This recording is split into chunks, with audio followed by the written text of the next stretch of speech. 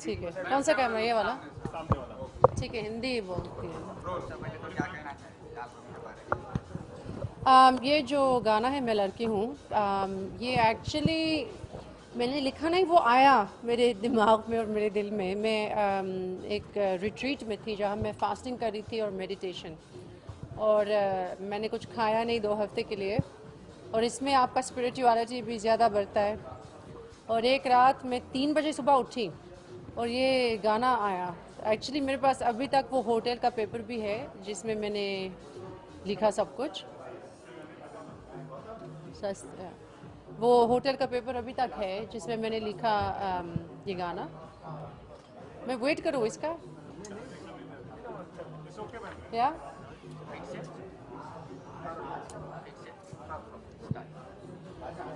हाँ, ये गाना जब मैं मेडिटेशन रिट्रीट में थी, 3 बजे सुबह में उठी और ये गाना आया, और मैं सो नहीं सकती थी।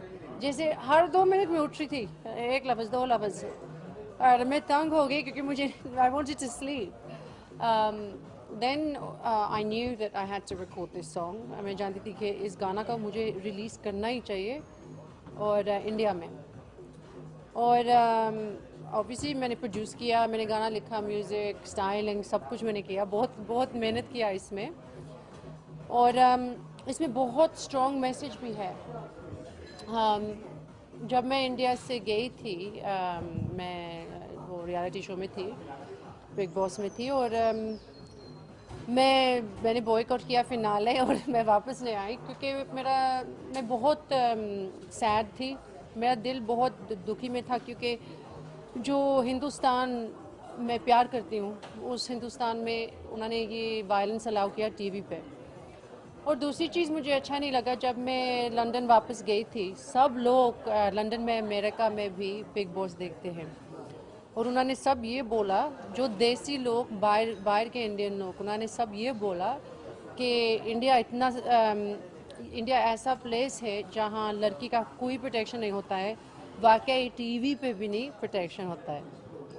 एंड ये दिस हर्ट मी कि अपने इंडियन लोग लंदन में ये बोलते हैं कि India is not safe, and this hurt me. And ये गाना आया और मैंने बोला कि मैं इंडिया वापस ही जाऊंगी, दिखाना चाहती हूँ पूरी दुनिया को कि India is very very safe. और 1 साल हुआ कि मैं इंडिया में नहीं थी और मैंने बहुत कुछ चेंज देखा। जब मैं एयरपोर्ट में आई थी, इतना वेटिंग टाइम नहीं था, ब्रांड न्यू एयरपोर्ट। ये भी देखा कि स्ट्रीट्स में इतना जैसे गंदगी नहीं था स्ट्रीट्स में, वो स्मेल नहीं आती थी जो जैसे आप एयरपोर्ट में लैंड करते हो आपको वो मुंबई की स्मेल आती है, लेकिन वो सब गया स्ट्रीट्स में। मैं बहुत हैरान थी कि wow, the streets are clean, the airport is amazing. और ये भी प्राइम मिनिस्टर मोदी का बेटी बचाओ बेटी पढ़ाओ का initiative, I was very happy to hear this. बहुत कुछ चेंज हुआ क्योंकि मैं गई थी जब प्राइम मिनिस्टर मोदी पावर में नहीं था, मैं वापस आई थी, and he is in power, and India has changed so much, and I am so proud to come back to this India. गाने की बात करें तो गाने में मैं हूँ एक लड़की, मतलब इसके पीछे कुछ रीज़न था क्या? हाँ जी, मैं हूँ एक लड़की, इस गाने का नाम, हाँ तो इसके पीछे कुछ रीज़न है हाँ, कि क्या? रीज़न तो ये था ऑब्वियसली कि जो कुछ मेरे साथ हुआ, I was feeling very strongly about this. और ये भी जो रेप्स हो रहे हैं, जो पूरी दुनिया में उन्होंने रिपोर्ट किया, दिल्ली रेप का बहुत सारे हो रहे हैं, और वो भी जब निर्भया का 1 साल पहले हुआ, और वो जो अरेस्ट हुआ बिग बॉस में, that was 1 year to the date. और ये गाना मैं I want to inspire women, specially in Hindustan में उनको इंस्पायर करना चाहती हूँ कि लड़की बुरी बात नहीं होती है। आप देखो, बहुत सारे फीमेल फीटिसाइज होते हैं। लड़की अगर आप हो, लोग समझते हैं कि आप सेकंड क्लास सिटीजन हो, अरे लड़की है, और ये बुरी बात है क्योंकि लड़की कुछ नहीं कर सकती है, लड़के सब कुछ कर सकते हैं। People are killing the daughters when they're born, female feticide, और ये initiative to save the girl child needs to be heard. और मैं बोलती हूँ मैं लड़की हूँ because this is a positive. मैं चाहती हूँ कि सब लड़कियाँ ये गाते कि मैं लड़की हूँ, मतलब I am proud to be a woman. मतलब औरत और लड़की का मतलब ये है दैट आई एम समबडी। मतलब ये नहीं कि मैं सेकंड क्लास सिटीजन हूँ, कि बुरी बात है कि आपकी लड़की होती है। कल्चरली हम सब देखते हैं कि अगर किसी का बेटा होता है सब सेलिब्रेट करते हैं, लड़की होती है फिर प्रॉब्लम होता है। This is what I don't want, and prime minister Modi has already taken the initiative which I am very happy about. And ये गाना मैं हर एक लड़की को ये आई वांट टू हियर, हर एक लड़की बोलती है मैं लड़की हूँ, मैं लड़की हूँ। और ये भी इज़्ज़त की बात, लोग बोलते हैं कि लड़की के साथ फैमिली की इज़्ज़त टूट सकती है, और इसलिए मैंने गाना में लिखा मेरी इज़्ज़त तेरे लफ्ज़ से नहीं बनती, मैं औरत हूँ किसी से नहीं डरती। So this is the reason behind the song. We all have a responsibility, Hindustan के लिए हम सब लोगों की रिस्पॉन्सिबिलिटी है। मैं बाहर से हूँ लेकिन मैं इंडिया में काम करती हूँ, मेरी भी रिस्पॉन्सिबिलिटी है कि मैं दिखाती हूँ कि India is a beautiful place. After Big Boss, how your life has changed? हाँ, After Big Boss, how your life has changed? How is my life changed? Big Boss ने मुझे बहुत कुछ सिखाया। जैसे मेरी ज़िंदगी में बहुत अब्यूसिव रिलेशनशिप्स भी थे, और मैं पहले डरती थी, कभी I was scared to stand up to men, और बिग बॉस ने मुझे मौका दिया।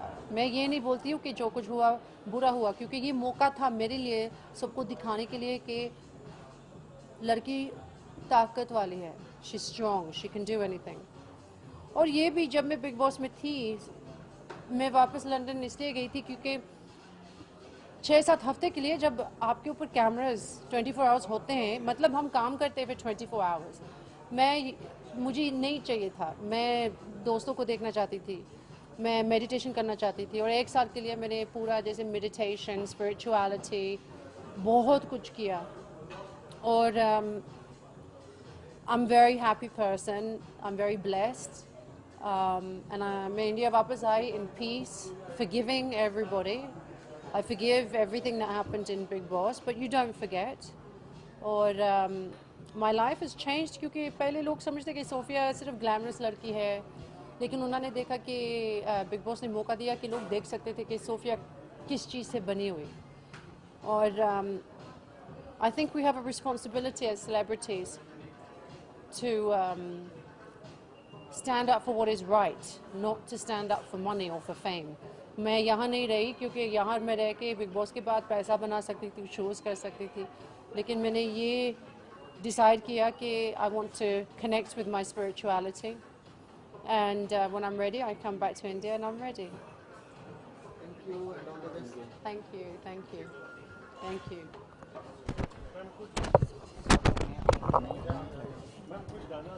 हाँ, 2 वर्ड्स हैं गाने। ये तो हम गाना गाए हो। माइक पे जाएंगे।